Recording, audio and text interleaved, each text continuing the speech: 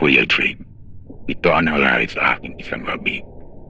At isa ako sa bahay.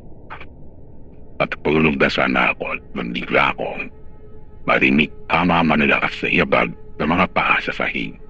Nagtatype ako sa phone ko kaya akala ko kapitbahay ko lang. Pero nang sumilip ako sa pinto, wala ako nakita. Naramdaman ko na parang may nakatayo sa likod ko.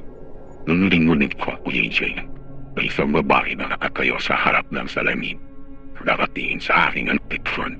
Ako hindi siya gumadalaw. Kaya habang binabalibay ko ang mata ko, naramdaman ko may manamig na hangin sa mukha ko.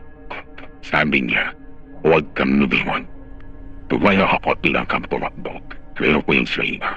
Habang papalapit ako sa pinto, nakita ko sa hilid ko na aniti. Ang kanyang mukha ay punong ng sugat at ang mata niya pumitinaw na parang nagkaapoy. Paglabas ko ng pintuan, parang ko siyang sumilaw. Umalis ka na.